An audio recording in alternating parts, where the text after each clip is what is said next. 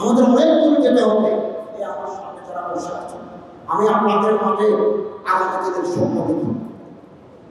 আপনারা বড় আলেম হবেন, মুহাদ্দিস হবেন, ফকিহ হবেন, মুতাকাল্লিম হবেন, খতিব হবেন, মন্ত্রী হবেন, প্রাইম মিনিস্টার হবেন, প্রেসিডেন্ট হবেন।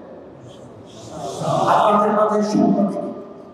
আমাদের এই স্বপ্ন যেন নষ্ট না হয়। সামান্য মোবাইলের ভিতরে যেন আমাদের যে মূল্যবান জীবন যেন আমাদের নষ্ট হয়।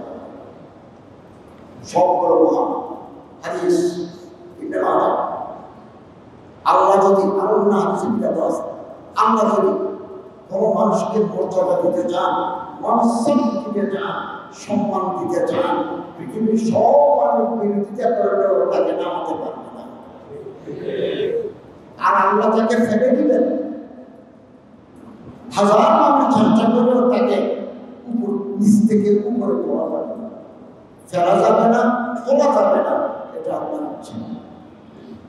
আল্লাহ যে আপনারে কত মহব্বত করেন এটা প্রতি মুহূর্তে তার প্রমাণ।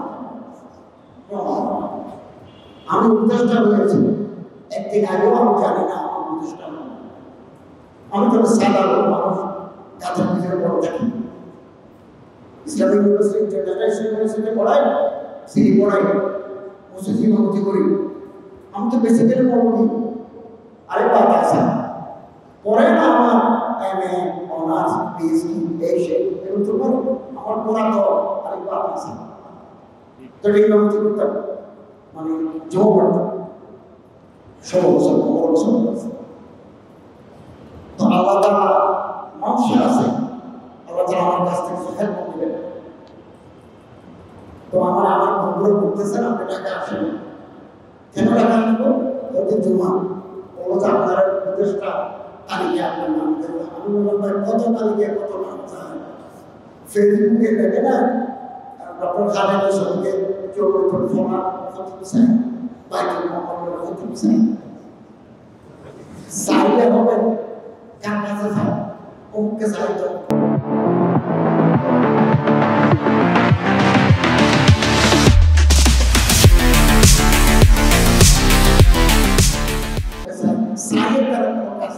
আল্লাহ চাইলে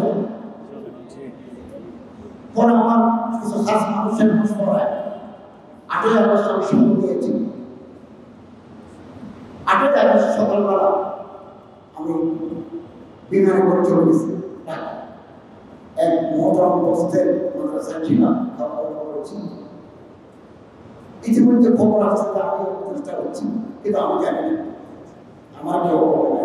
ক্যাবিনেট সেক্রেটারি সাধারণত মন্ত্রীদের ফোন করে বলে যে আজকে রাতে আপনার সময়, আমি জানি না। আমি ওই ফকিরাপুরের অতিথি আসছি মান্দিবেশে, এই মুহূর্তে ফোন আসবো। ক্যাবিনেট সেক্রেটারি বলছেন যে আমি ক্যাবিনেট সেক্রেটারি বাংলাদেশ সরকার মহামান্য রাষ্ট্রপতি আপনাকে প্রতিষ্ঠা করেছেন, আজকে রাত 8:30 আপনার সময়। আমি গাড়ি পাঠাচ্ছি, কোথায় আছেন? উনি আসলেন, আমার নিয়ে গেলেন। এই প্রথম, আমি আর আগে কোনোদিন বঙ্গবন্ধু দেখিনি।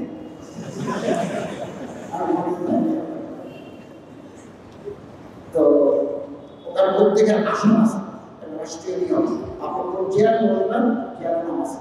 আমরা যখন মন্ত্রী পরিষদের মিটিং করি স্বীকার করছি, ওখানে রাখা আছে। আমি কোন চেয়ারে বসবো, পাশে মহিলা বসবো না পাশে হিন্দু বসবো, এই চাষের কাছে এগুলো স্টেট কন্ট্রোল, রাষ্ট্রীয় নিয়ন্ত্রণ।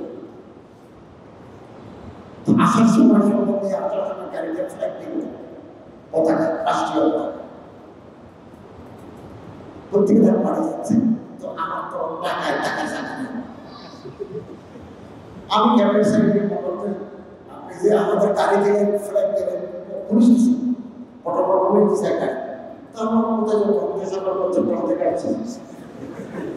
তিনি বলবো তাহলে কাজ করি, আপনারা দিয়াম ওই অফিসারদের একটা প্রশিক্ষণ কেন্দ্র আছে, দিয়ামে থেকে 2টা রুম আমার দিলেন।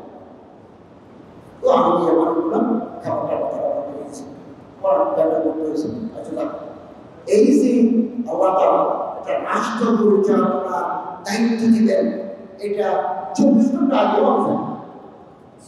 এটা কিন্তু জানি এটা এনায়ত আপনার জন্য আরো বেশি মর্যাদা সম্মান